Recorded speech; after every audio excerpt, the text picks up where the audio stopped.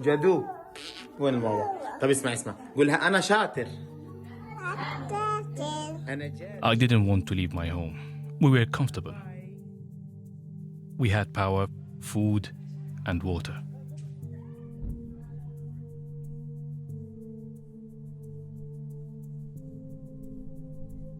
All my BBC colleagues had already fled south. They told me how bad the situation was. No electricity, no water. I didn't want to go. I wanted to delay the suffering my family would have to face for as long as possible. بسم الله. بسم الله الرحمن الرحيم. بسم الله الرحمن الرحيم. But the houses opposite our home were being bombed one after another. I knew our turn would come next. I had already lost one son.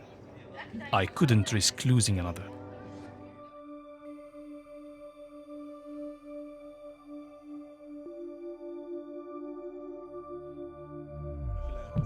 What did my son do to die like this? What was his mistake?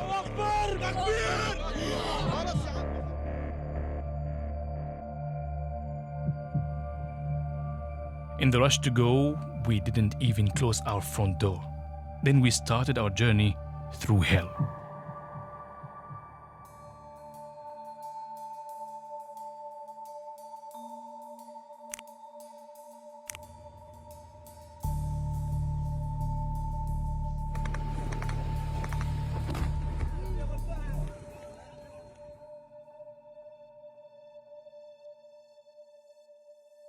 There were Israeli soldiers stationed in demolished buildings along the road. We didn't want to use our phones to film as we were worried about being targeted. We walked for hours and knew eventually we'd have to cross the Israeli army's checkpoint. We were nervous. My children kept asking, what will the soldiers do to us?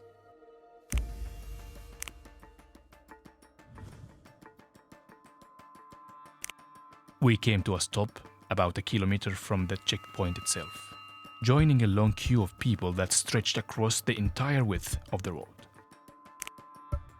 We spent more than 4 hours waiting, sometimes only taking one step forward in half an hour. People were crying and there was no room to sit down. My father fainted and we had to hold him up. When we entered the checkpoint, it felt like Judgment Day. I saw about 50 people in total get detained, all men. They were asked to strip to their underwear and sit on the ground.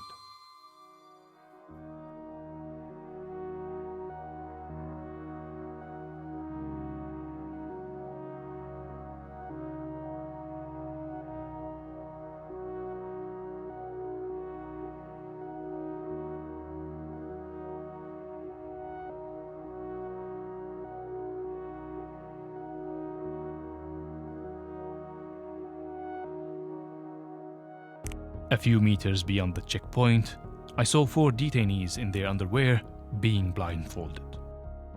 Beside the demolished building, there was a wall of sand. The blindfolded men were taken to the sand hill by soldiers and then took steps down out of my vision. Then we heard gunfire. I'm not sure whether they were shot or not.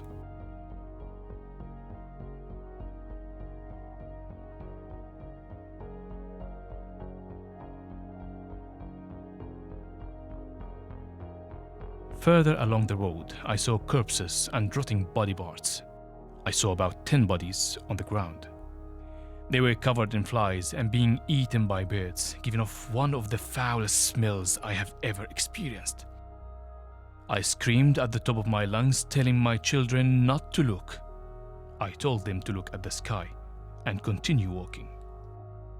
Then an Israeli tank appeared. It was moving towards us at speed. In our fright to get away, we had to trample over those bodies.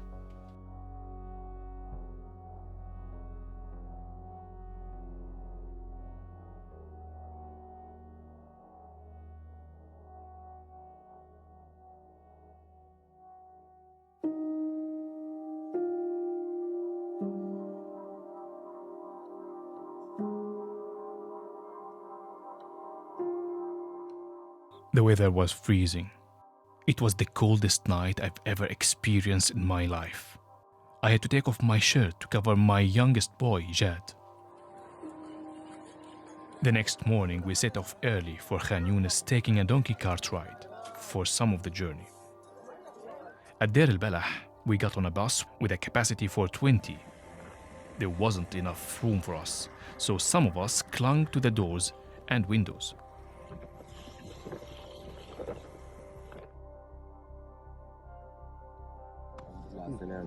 يا عم ابو علي الله يسلمك.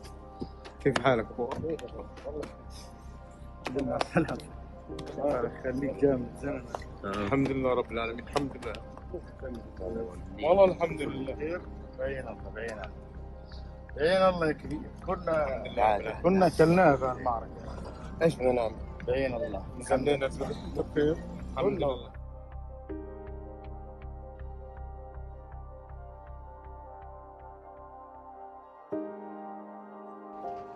I knew that the ground operation would move towards Khan Yunis.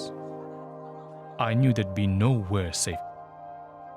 In Rafah, we are renting a small outhouse. The roof is made of tin and plastic bags. If shrapnel falls, there is nothing to protect us. We have to wait in a 3-hour queue for drinking water. So this is what we do now. We have hardly anything to eat and nowhere to go.